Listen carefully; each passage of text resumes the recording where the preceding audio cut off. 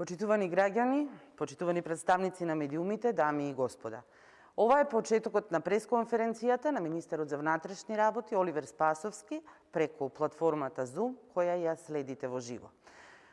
Почитувани представници на медиумите, пред да преминеме на вашите прашања и одговори, дозволете да го поканам министерот за внатрешни работи Оливер Спасовски со своето излагање. Почитувани министер, повелете.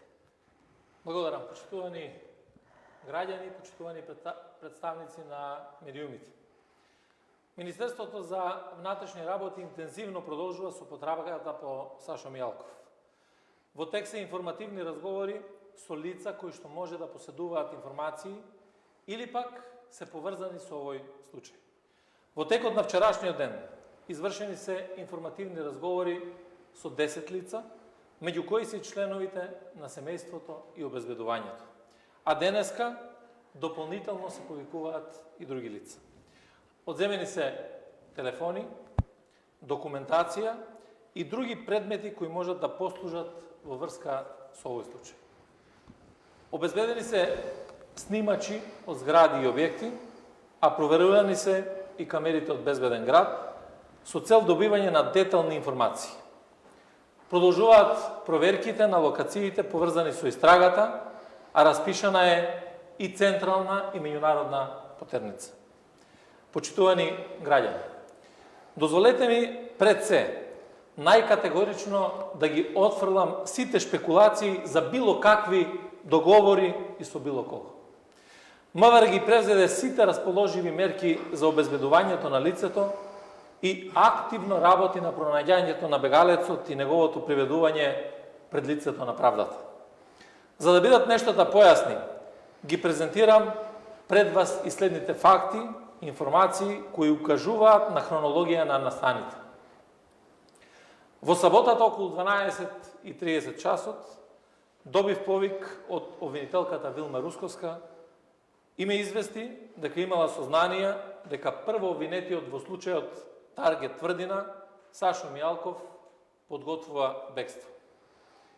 Иако доколку имала сознанија можела да се обрати до судот, сепак се договоривме да прати писмено известување до МВР за да се провери дали нашите служби имаат такви сознанија. Во 17 часот од основното јавно обвинителство за гонење на организиран криминал и корупција добивме известување во кое стои дека обвинителката Русковска располага со информации дека Мијалков се подготвува да избега преку зелената граница поради најавите за добивање поголема затворска казна од посакуваната. По добиеното известување постапено е и во 23 часот вратено известување до јавното обвинителство. Во меѓувреме во 22:30 часот издадена е наредба за полициско делување на улици и објекти за 24 часовен надзор, за што е изготвен план за прикриено полициско делување и ангажирани се тимови со полициски службеници. Потенцирам прикриеното полициско делување, што е дозволено со закон, но не следење на лице, што не може да се направи без судска наредба. Во неделата околу 11 часот, директорот на Бирото за јавна безбедност добива повик од обвинителството, а потоа и барање за појаснување и дополнителни информации, на што е одговорено дека нема дополнителни информации. Издадени се насоки да се ангажираат дополнителни служби низ градот Скопје, посебно на излезните точки од градот. Околу 14 часот и 40 минути од правец на Мепсо кон хотелот Мериот е забележан Мијалков со едно женско лице и 3 машки лица, пошто влегуваат во подземните гаражи. Околу 15:05 часот забележен е излез на 3 возила, но не можела да се утврди дали и Мијалков е во возилата, кои се упатуваат на улица Славејко Арсов, која се наоѓа под улицата Тодор Александров. Во целиот овој период има поставено полициски тимови околу хотелот Мериот и зградата на улица Тодор Александров, како и на излезите од градот Скопје. По подигањето од Основен суд Скопје 1 на решението за куќен притвор за Мијалков, почната е процедурата за доставување. Околу 21 часот и 30 минути е утврдено дека Мијалков не е таму. Извршени се пребарувања од 3 стана, собственост на Мијалкови, а потоа и на стан на улица Народен фронт, а превземени се и други активности со цел пронаоѓање на лицето. Во текот на вчерашниот ден извршен е информативен разговор со 10 лица, а во текот на денешниот ден продолжуваме со сите расположиви мерки за пронаоѓање на лицето. Министерството за внатрешни работи ќе продолжи со сите расположиви средства да трага по бегалецот. Сите надлежни институции, согласно своите надлежности, имаме таква обврска да го лоцираме и да постапиме по судска наредба. Целата држава го очекуваше ова детално објаснување и ги охрабрувам и јавното обвинителство и судот да дадат јавни одговори на сите прашања за овој случај. Бидејќи ваквите ситуации ја рушат довербата во системот, која толку долго ја градиме. За оние што не постапиле соодветно, одговорност мора да има. Граѓаните бараат правда и правдата мора да се обезбеди. А ќе се обезбеди преку функционирање на институциите, постапување брзо и ефикасно и превземање на предвремени мерки за да не доаѓаме до вакви ситуации во кои што и сега доаѓаме. Потребно е да функционира системот на државата. Ви благодарам. Ви благодарам, почитуван министер. Време е да ги вклучиме медиумите кои што се акредитира во меѓувреме со своите прашања. По распоредот кој што го имам, прво очекуваме прашање од Канал 5. Добар ден и повелете.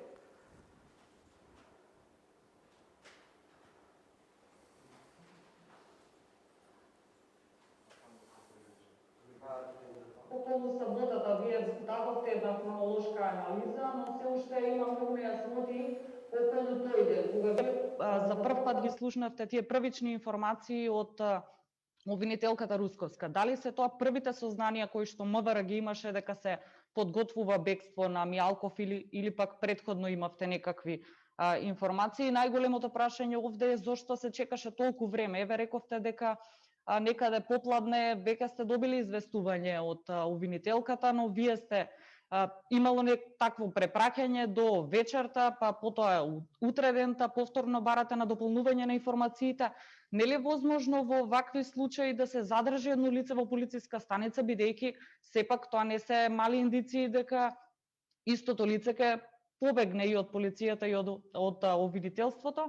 Исто имам прашање, се надевам не е проблем, дали се сомневате дека има некој крд во Министерството за внатрешни работи кој што му јавил на Мијалков дека се спрема негово апсење? И како трето прашање за крај, дали вие чувствувате одговорност за сето ова што се случи, бидејќи не е прв пат, ова е второ бегство по Она на Груевски? Благодарам за прашањата, Канал 5. Повелете, министр. Благодарам за прашањата. Во однос на првото прашање, сакам да ја информирам јавноста дека ние го добивме известувањето од јавниот обвинител Вилма Русковска за како што не извести со непотврдена информација дека лицето Сашо Мијалков подготвува бегство, дали пред изрекувањето на завршните зборови или после изрекувањето на завршните зборови во предметот Таргет тврдина. Тоа известување беше доставено до МВР, меѓутоа единствен надлежен за поднесување на било какво барање до судот за одредување на било која друга мерка која што ќе значи повисок степен на обезбедување е јавното обвинителство. Затоа ние врз основа на тоа известување, а според Законот за кривична постапка, службите во МВР припремија известување кое што го доставија до јавниот обвинител на Република Северна Македонија, до јавниот обвинител Вилма Русковска и до двајцата обвинители кои што постапуваат по предметот, а тоа е Ленче Ристовска и Трајче Пеливанов. Барањето за дополнителни информации ние го добиваме повторно од јавното обвинителство. Не доставуваме ние барање за дополнителни информации, на кое што известуваме дека нема дополнителни информации. Ова говорам веќе за недела и во недела се доставува предлогот до судот, тоа е некаде после 14:30 часот, предлог до судот за изрекување на мерка притвор. Значи, Така се поставеностите и на основа на тоа се оди во постапка. Секако дека, знаете дека доминус литис на постапката, кривична, е јавното обвинителство на Република Северна Македонија. Второ, дали се сомневам дека може би постои крт во Министерството за внатрешни работи, се сомневам дека постои крт во било која од институциите кои што долги години беа под режимот. И тука не можеме да кажеме со сигурност дали и кој тоа го прави, тоа треба да го покаже истрагата, меѓутоа дека има сомнежи, има, дека е можно да имаме во сите институции кои што се надлежни, низ кои поминуваат овие одлуки, писма и така натаму, да има можност на протекувањето на информацијата. Впрочем, сами знаете како и на кој начин функционираше режимот во тој период и се уште постојат таквите остатоци во режимот во сите тие институции. И трето, дали чувствувам одговорност? Јас ќе истакнам дека за да се чувствува одговорност, значи дека треба да направите пропуст намерен или да не постапите во однос на овие насоки кои што се дадени. Според хронологијата на настаните, гледате дека Министерството за внатрешни работи постапува веднаш од моментот на добивањето на нашите информации со сите расположиви средства кои што стојат пред нас. Така да ние мора да ја бараме одговорноста во непостојањето на целосниот систем. Јас тоа го укажав и претходно. Доколку не се среди системот во Република Северна Македонија и доколку имаме вакви сериозни пропусти во постапката во делот на системот, тогаш секако дека ќе имаме и нови вакви настани кои што ќе ни се случуваат. Ова треба да биде еден силен аларм до сите да се консолидира системот и да се постапува воедначено. Да се знае точно за кои предмети, за какви предмети, под кои околности мора да се бараат мерките за притвор и токму на основа на тоа и да се носат, да се дадат прво предлозите, а понатаму и да се носат одлуките од страна на судот. Министерство за внатрешни работи ги извршува наредбите кои што ги добиваме од страна на обвинителството или пак судските одлуки и наредби кои што ги добиваме од страна на судот. Ние не можеме ниту да носиме одлуки, ниту да постапуваме без обвинителство и без судот. Дали имате дополнително прашање, Канал 5? Ако може само да додадам, рековте дека веднаш постапивте, но што е со оној период од 17 часот кога веќе сте го добиле писмениот извештај од обвинителката, а потоа вие почнувате да постапувате доцна навечер 1 час пред полноќ? Заради јавноста и заради вас. Ние во 23 часот го доставуваме известувањето до јавното обвинителство во кое што бараме да се одреди, односно да се побара од судот мерката притвор. Инаку, апсолутно постапуваме во истиот момент кога го добиваме ние известувањето. Значи, штом го добивам известувањето телефонски, јас веднаш го информирам директорот на Бирото за јавна безбедност, го информирам директорот на Агенцијата за национална безбедност. И веднаш во тој период се започнува со постапување, меѓутоа со полициското постапување. Тоа значи активирање на планот за наблюдување, на полициско прикриено наблюдување според членот 51 од Законот за полиција, активирање на планот за обезбедување на објекти и така натаму и во делот на поставување на полициски служби на низ градот и на излезите од градот Скопје. Така да не е тој период на непостапување, туку напротив, веднаш се постапува, додека кореспонденцијата писмена на барањето е во 23 часот. Јас па сега тука одма ќе прашам, а зошто па се чека од 23 часот во сабота вечер да се бара притвор дури во недела во 14:30?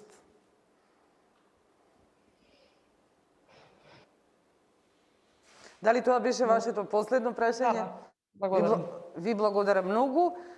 Следно го очекуваме вклучувањето на телевизија Телма. Добар ден, повелете. Добар ден. Се надевам дека ме слушате. Првото прашање поврзано со последното со оставката, бидејќи гледам дека министерот главно одговорноста некако е насочува кон други редови, не кон собствената институција, а нели истрагата се уште не е завршена. Поентата е дека до денеска не е поднел никој оставка, политичка, морална или професионална, што е многу чудно за овој случај кој всушност е втор случај. Зошто никој од вас политичарите не се одважи да си поднесе оставка и да преземе одговорност дека еве не функционира. Особено што вие лично, колку што се сеќавам, колку што зборувавте, зборувавте дека системот не постои после бегството на Никола Груевски во Будимпешта. Значи тоа беше пред повеќе од 2 години и 3 месеци, да кажеме. Зошто системот не постои 2 години и 3 месеци? Зошто не е сменето нешто? И кој ќе поднесе одговорност и за тоа што вие во владата не сте презеле ништо да го смените системот. Сте го ставиле системот да си функционира така и најголемите нели обвинети, осумничени да бегат. Значи тоа е прво прашање. Зошто никој не се одважи да си преземе лична одговорност за ова што по втор пат или по втор пат на ова високо политичко ниво, а веќе не знаеме, не можеме да поброиме колку вкупно имаше вакви бегства. Ако не сте имали, не сте чувствували одговорност, зошто сте биле денеска на состанок во влада? И што се расправило таму толку на жесток тон, како што се објаснува, од кого се барало оставка, зошто се чека до четврток? Бегството е случајно, мора некој да одговара. Не знам зашто ќе се чека до четврток. Значи нема да се одговара ако не го фатат, туку ќе треба да се одговара зошто избегал. Тоа е второто прашање. И од она што ми го опишавте вие фактички цело време сте го следеле, сте го имале под контрола. И успеал, тој човек успеал да избега, да се сокрие од полиција, не знам колку припадници имал. Како е тоа дозволено и кој е одговорен за тоа? Кој е водел таа операција? Што е откриено за тоа? Дали кртот може би од полицијата? Па му дозволил на Мјалко да избега. Ви благодарам. Поведете, министр. Да, значи јас кажав во однос на личната одговорност, не само моја, туку на било кој функционер кој што смета дека треба да понесе. Јас сметам дека одговорност треба да се понесе за тоа што имате одговорност и за тоа што сте превземале погрешно или не сте превземале воопшто. И сега е моментот во кој што ние мораме да ги насочиме сите сили да го најдеме бегалецот, да го изведеме пред лицето на правдата. Бегањето од таа одговорност, носењето на оставка нема да ги реши сама по себе проблемите, па чија сака нека е таа оставка. На тој начин само ќе овозможиме дека ќе дојде до триумф на криминалците визави институциите на системот. Напротив, сметам дека треба да има детална истрага за целиот случај, доколку има било кој што допринел за оваа ситуација, за бегство и така натаму, не да носи морална одговорност, да носи кривична одговорност треба. Па без разлика кој е, дали е министер, дали е некој во службите, дали е во судот или дали е во обвинителството. Во однос на тоа дали се менува нешто во правосудството или во системот, како што реков, да, се менуваат многу работи. Вие знаете за многу реформи кои што се направени во рамките на Министерството за внатрешни работи. И знаете исто така дека се менуваат многу работи во делот и на правосудниот систем, и на судството, и на обвинителството. Меѓутоа, прашањето е дали ние ќе го смениме нашиот ум во делот на постапувањето, па да на соодветен начин постапуваме во исти вакви ситуации кога се работи за висок профил на криминалци кои што имаат многу пари, криминалци кои што имаат имот надвор од државата, криминалци кои што можат да го остварат овој начин на бегство. И затоа треба да се постапува соодветно унифицирано во еден момент. Ова е работа која што мора да се заврши пред правосудните органи, затоа што ние како Министерство за внатрешни работи не сме имале мерка со која што тој ќе биде следен, чуван и така натаму секаде каде што се движи. Вие знаете дека во однос на овој предмет е една мерка изречена, а тоа е одземањето на патната исправа и да се јавува еднаш месечно на судот. Меѓутоа, во завршните зборови прашањето е дали можело да се бара притвор заради тоа што постојат сериозни индиции на ваков профил на криминалец дека може да избега од државата. Поседува имот надвор од државата, поседува многу финансиски средства и така натаму. Само ќе споредам два случаи. Во случајот Монструм тоа се направи и тоа не во завршните зборови, туку многу пред завршните зборови заради проценките, визави тоа во овој случај не се побара и не се направи. Така да, во секој момент кога полицијата имала наредба да постапува и во овој дел, затоа сметам дека консолидацијата на системот ќе значи не само легислативна реформа, туку прочистување во системот, тоа се прави сега секаде и во судството, и во обвинителството, и во Министерството за внатрешни работи, од една страна, именување на размислувањето на умот на сите нас, што е тоа што е приоритет, што е тоа што е најважен приоритет за сите нас, а тоа е борбата против криминалот и корупцијата. Господине Серафиновиќ, се надевам дека се заокружени со одговори вашите прашања. Не, значи, на второто не е одговорено, значи не е одговорено на за состанокот на владата, зошто ако нема никоја одговорност, зошто се собирале во влада воопшто, и зошто, колку полицајци се суеле во тоа следење, каде низ кое успел да се протне, односно да им исчезне господинот Мијалков. И трето прашање, бидејќи цело време гледам дека министерот се упатува кон обвинителството. Би било реално како министер да увиде одговорноста во сопствените редови, односно во МВР и во полицијата. Колку луѓе од тие што се повикани на распит се полицајци и дали воопшто се проверувани полицајци? Тоа не го кажа. Бидејќи од тоа се очекуваат нели резултати, дали некој крт или дали помагал или дали погрешил. Прво, дали проверуваме и во сопствените редови? Да, проверуваме и во сопствените редови за тоа кој и на каков начин постапувал во овој случај, како што го правиме и во другите случаи. Второ, каде да одиме на состанок ако не во влада? Значи, министрите, реално е да одиме на состанок кај председателот на влада, посебно во едни вакви ситуации во кои што треба да изградиме заедничка стратегија на еден таков состанок, и тоа јас не гледам дека е проблем. Ние не треба да водиме разговори, дебати во кафани, во ресторани и така натаму, туку владата е местото каде што треба сите да седнеме и да разговараме по целиот овој случај, и за тоа колку биле служби употребени, искористени, колку ангажирани полицајци биле, доволно врз основа на проценката која што ја направиле во Бирото за јавна безбедност. Господине Серафиновиќ, дали е тоа се? Да, во ред. Да, во ред, благодарам. Ви благодарам. Очекуваме вклучување на телевизија Сител. Добар ден и повелете со вашите прашања. Добар ден, ви благодарам за можност да поставам прашање. Министер, дали имате во моментов информација каде е господинот Мијалков, дали е во државата или надвор од државата?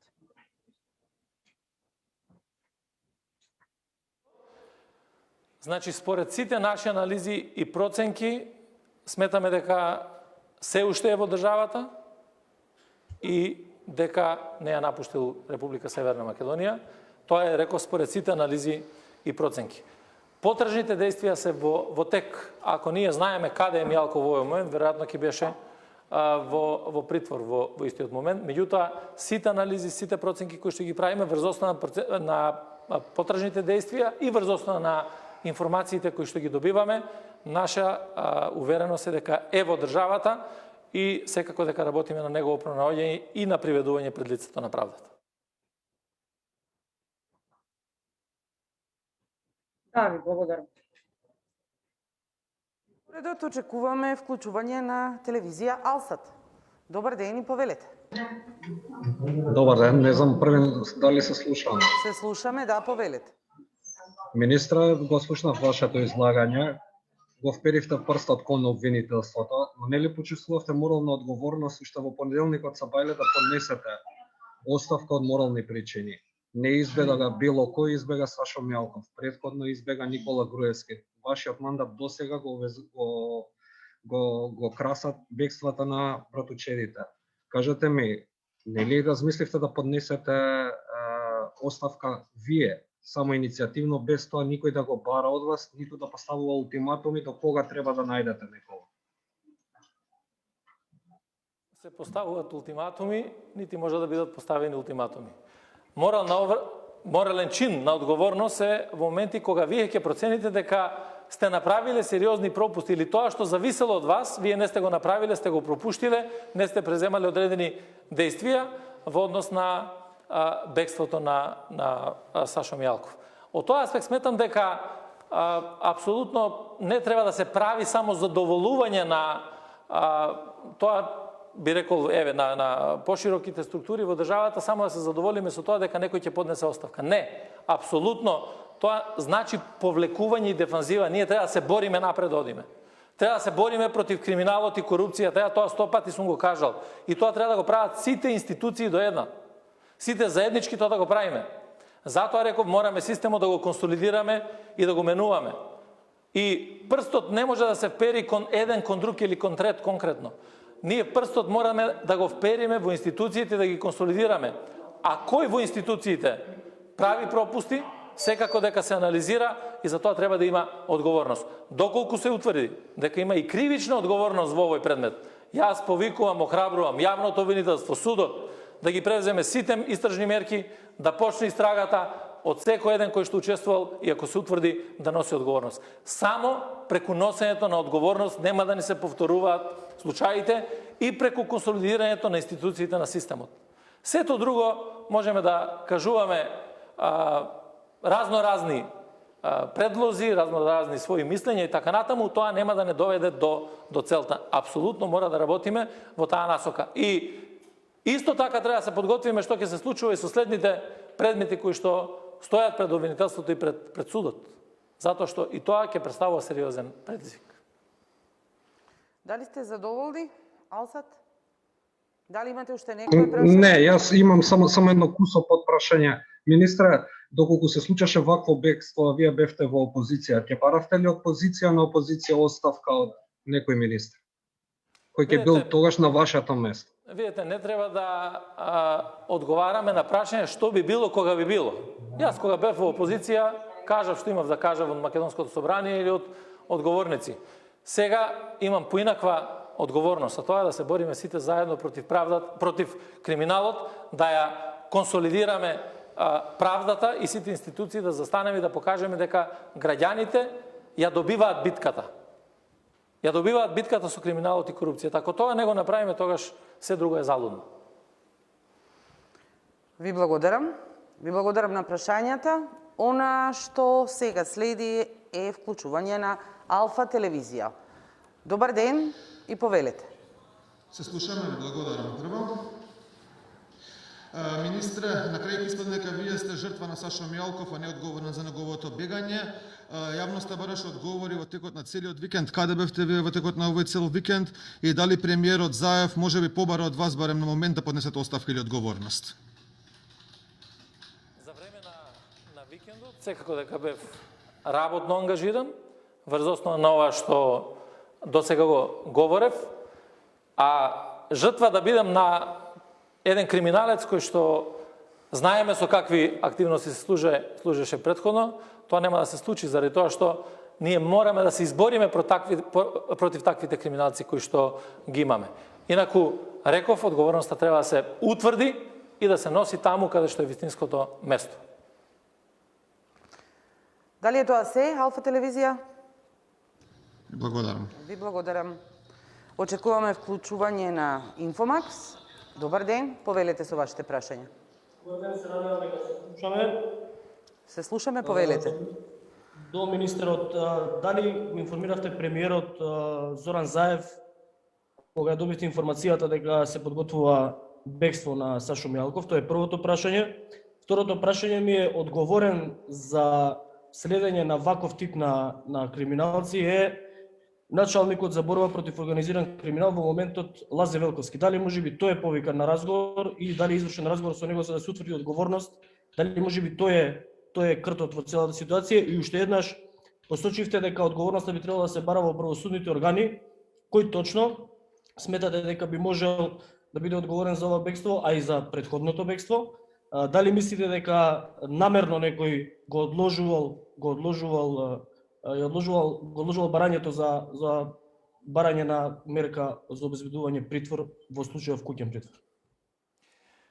Благодарам. Значи, прво, веднаш после добивањето на информацијата, го информирав прво директорот на Бирото за јавна безбедност, председателот на владата, директорот на Агенцијата за национална безбедност и јавниот обвинител на Република Северна Македонија. Тоа се работите кои што сум ги презел и побарав да се достави писмено известување во однос на целиот овој настан. Заради тоа што сметам дека да, ние можеме да разговараме усмено во одреден момент заради брзината на работите да ги кажеме работите, меѓутоа треба да имаме писмена кореспонденција во однос на целиот овој случај. Секако дека сите луѓе кои што се поставени по линија на хиерархија во Министерството за внатрешни работи во истиот момент беа ангажирани и превземаа действија кои што значеа тоа што е дозволено со законот за полиција, да се превземат веднаш полициските активности и секако да се побара преку известувањето да јавниот обвинител побара притвор. Во однос на одговорноста, јас сметам, и тоа сериозно сметам, дека мора да се бара и да се утврдува одговорноста секаде во институциите. Тука не го амнестирам Министерство за внатрешни работи ако имало било каков пропуст. Со оглед на тоа што е дадено како известување на соките, превземањето на действијата и така натаму, јас не гледам таква причина, меѓутоа дополнително ние работиме во рамките на Министерството за внатрешни работи. Дали има одговорност во правосудните органи, треба да се утврдува. Дали постојат двојни аршини во постапувањето при ваков вид на криминал? Да, постојат. Затоа што имате дело, сега ќе ви кажам, значи на некаде крајот на ноември месец се бараше притвор за оние кои што се осомничени, односно обвинети во случајот Монструм, заради тоа што може да се дадат во бегство. Во оваа ситуација, кога имате завршување веќе на предмет, завршни зборови, тогаш не се бара одредување на притвор, не знам од кои причини. Значи тоа сепак не е наша работа и наша активност. Моите информации говорат дека двајцата обвинители кои што работеа на предметот претходно се консултирале и побарале дозвола да може да побарат притвор за овој осомничен, односно за овој обвинет Сашо Мијалков. Меѓутоа тоа се информации кои што само јас ги имам. Дали е тоа така, треба да се произнесат. Само подпрашање едно, со кого се консултирале обвинителите, дали да поднесат барање за определување мерка куќен притвор? Предпоставам со нивните непосредно предпоставени. Начало Вилма Русковска, бидејќи пак Вилма Русковска вчера кажа дека таа ви информирала веднаш само што добила информација, што значи дека ако некаде бараме одговорност, тоа би требало да биде според ова што го кажувате токму кај Русковска. Јас реков, не сакам да преюдицирам ништо, треба тоа да си го покаже истрагата. Знам дека обвинителите во петокот, значи кога беа завршните зборови, ја знаеле оваа информација и ја пренеле дури на еден член на владата дека има можност да има бегство на Сашо Мијалков. Мислите покрај вас на друг член на владата? Може да знаеме кој е тој или Ќе дојде момент, ќе се дознае тоа. Океј, ви благодарам. Ви благодарам на прашањата Инфомакс. Ги очекуваме телевизија 21 со нивните прашања. Ве поздравувам и повелете. Добар ден. Министре Спасовски, рековте дека сте убедени дека Сашо Мијалков е се уште во држава, дека не избегал од државата. И од она што од вашето излагање рековте дека последен визуелен контакт е кога тој од ресторанот на Мериот влегува во подземните гаражи. Дали овие три возила што излегоа први се целосно претресени и колку е направен претрес врз хотелот Мериот? Тоа е едното прашање. Второто прашање ми е околу деновиве распитот на семејството и обезбедувањето и како што велите други лица блиски до Мијалков. Какви сознанија добивте од овој распит? И како трето, значи опозицијата бара оставка од вас. Дали на денешната владина седница премиерот Зоран Заев ви побара оставка и до кого е оставен оној термин до четврток да се има резултати од истрагата? Дали се однесува за вас, ако немате резултати во истрагата, да се поднесете оставка? Благодарам. Прво, да, тоа што го кажав, значи визуелниот контакт е остварен некаде 14:40 часот на влезот од хотел Мериот, значи во подземните гаражи, кога имаме визуелен контакт. Од тука врз основа на полициските активности кои што беа превземени, значи возилата и така натаму, наблюдувањето врз основа на членот 51 се упатуваат кон другиот објект, односно на улицата Славејко Арсов, односно Тодор Александров. Така да, сите тие активности во целиот тој период, полициските служби се поставени и на трасата и помеѓу двата објекти. Сега, други детали не можам во моментот да изнесам, заради тоа што сепак ова е период на истражна постапка и тоа не може така да го споделиме со јавноста. Второ, да, имаме приведено лице и денеска исто така се повикуваат на разговори лица кои што имале контакти, кои што може да се добијат одредени информации. Знаете дека се пронајдени одредени предмети при претресот кои што може да бидат релевантни за истрагата. Сето тоа ќе се цени како доказ, а за тоа дале одредени информации, секако дека дале информации, тие информации ќе бидат споделувани во надлежните институции за цел да може да се води постапката на еден соодветен начин. И трето, ние сме имале денеска состанок во делот на владата, оперативно се договараше за тоа како треба да постапуваат институциите и што е тоа што треба да го направиме.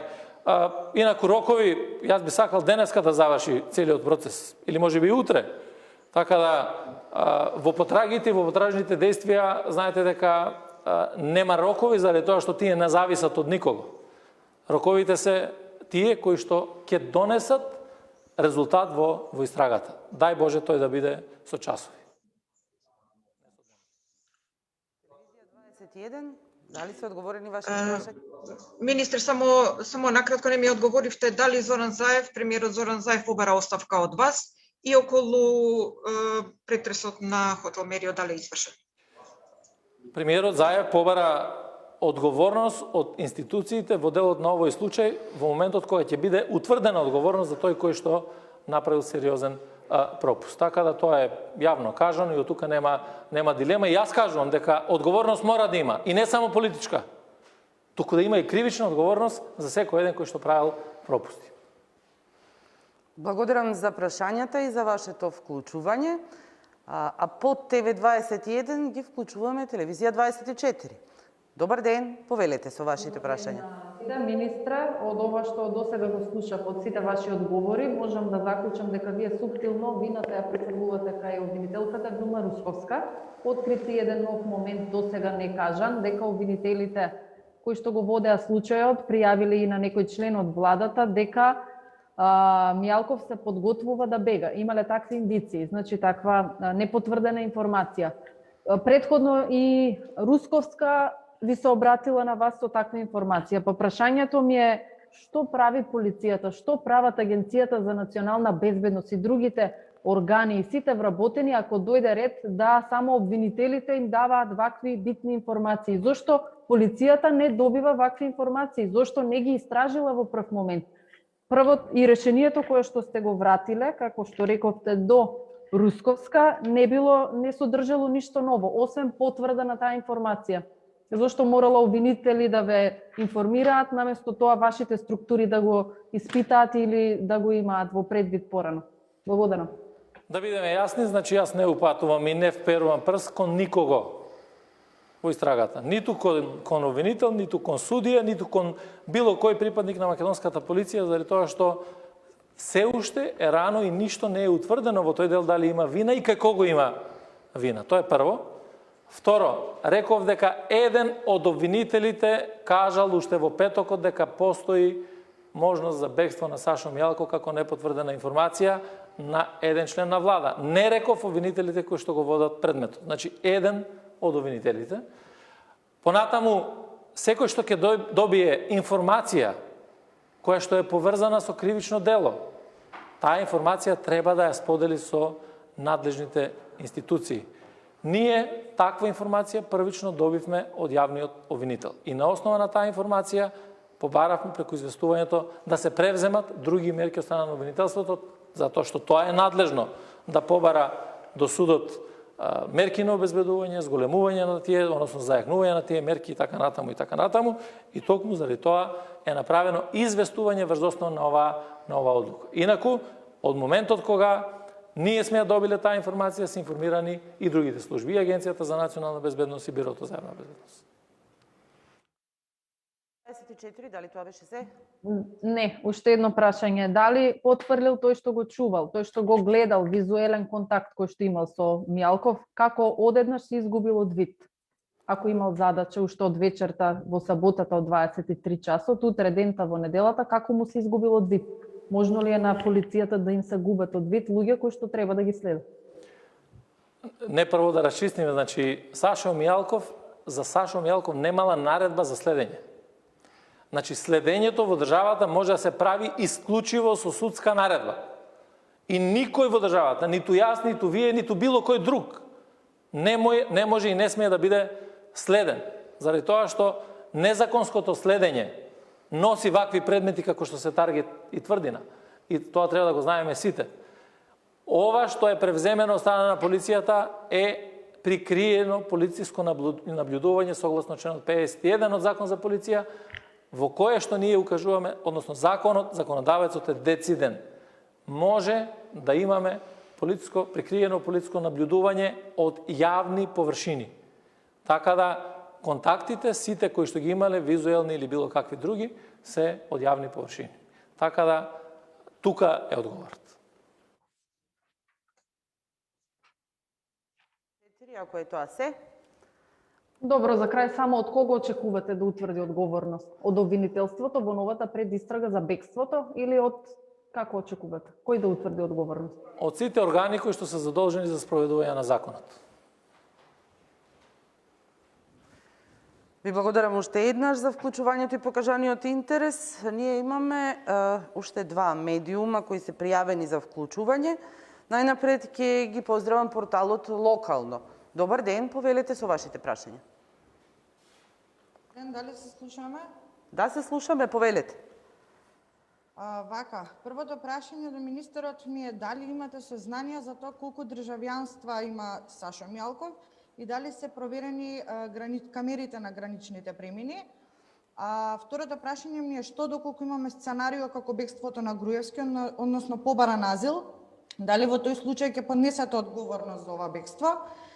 И третото прашање ми е дали е побарано блокирање на сметките и колку имате увид во истите, бидејќи за Мијалков се претпоставува дека има и тука и во надворешни банки сметки. Ви благодарам. Да, значи според сознанијата кои што ги добиваме од Агенцијата за национална безбедност, нема информација дали има двојно државјанство лицето Сашо Мијалков.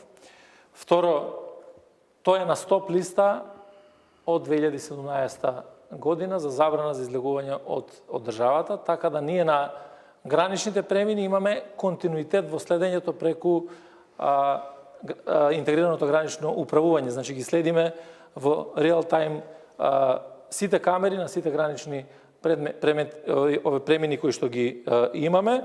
Секако дека и тука во секој момент можеме да ја добиеме таа информација која што треба да ја добиеме. Јас уште еднаш укажувам дека според нашите информации и така натаму сметаме дека Сашо Мијалков е во државата и дека не е надвор од државата за да може да бара било каде азил. И трето, исто така МВР не е таа институција која што бара и одобрува замрзнување на сметки или не било какви други активности. И ниту пак може да ги гледа или да ги следи тие сметки. Затоа постојат сериозни други институции. Например, Управата за финансово разузнавање е задолжена да види какви трансакции, од кои сметки, колку финански средства, каде се движат и така натаму, и тоа редовно го прават. Прашањето е дали треба да се насочиме, односно државата да се насочи генерално кон тоа да видиме кој е имотот и да се премине кон чекорот конфискување на имотот. Да, заради тоа што криминално стекнатиот имот, ако не биде конфискуван, тогаш немаме состојба во која што ќе имаме правна сигурност. Значи, тоа што е стекнато со криминал треба да биде одземено во интерес на државата и во тој дел треба да постапуваат институциите. Почитуване, дали е тоа се? Да, ви благодарам. Ви благодарам на интересот. Очекуваме вклучување на Слободен печат. Поздрав до Слободен печат и повелете со вашите прашања.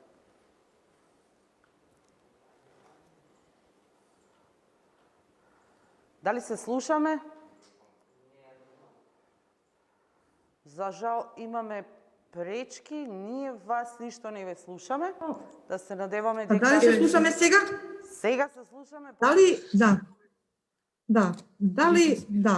Дали фактот дека обвинетиот Мјалков беше поранешен шеф на УБК човек кој располагал со доверливи информации и со голема веројатност да има контакти во службите и по неговата смена, дали сите тие елементи не беа доволна причина да се преземат вонредни мерки, континуирани и интензивни, за негово следење и обезбедување во секој момент? Какви последици за безбедносниот систем на Македонија може да има фактот што такво лице со достап до доверливи информации сега е во бегство и може да се стави на располагање на било која па и непријателска служба кон Македонија? Видете, во однос на тоа како се располагало со доверливите информации, се покаже и со аферата на прислушувањето. Се што беше доверливо излезе пред очите на јавност. И токму заради тоа мораше да се носи одговорност во телот на овој случај, за да не смее и да не му текне на некој друг да на истиот начин постапува и тоа што е незаконско следење, незаконско постапување да биде начин на функционирање. Јас жалам што имавме период во државата во кој што исклучоците станаа правила, правилата ни станаа исклучоци на функционирањето. И тука се согласувам со вас дека секогаш кога се работи со сензитивни информации, во најголема мера зависи од моралните, од етичките вредности на оние кои што ги користат тие информации на начин на кој што постапуваат. Со самото тоа што се организирала од страна на државата, се спроведува една таква широка акција, би рекол, на прислушување на граѓаните или на сите оние кои што беа прислушувани во тој период, покажуваат дека е злоупотребен тој систем и дека е направен еден сериозен криминал. Така да во овој дел сметам дека одговорноста мора да се понесе до крај, без разлика за кого станува збор. Така да и како причина, ако следевте дури и во моите одговори, меѓутоа и во моето обраќање до јавноста, како причина за тоа дали ќе се бараат зајакнати мерки на следење, дали ќе се бараат зајакнати мерки на контрола, обезбедување, не знам, притвори, домашни притвори и било што друго.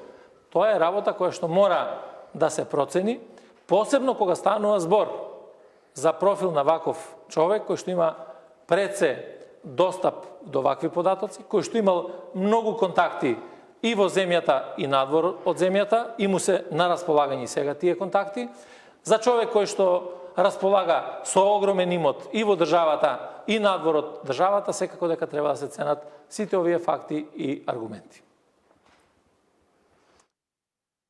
Дали е во ред? Да, ви благодарам. Беше последниот најавен медиум. Дали имаме случајно вклучување на некој кој се пријавил во меѓувреме? Ви благодарам. Тука е крајот на денешната пресконференција. Почитувани граѓани, вам ви благодарам на вниманието. На представниците на медиумите им благодарам за интересот и нивните вклучувања. Почитува министер, ви благодарам. Довидување.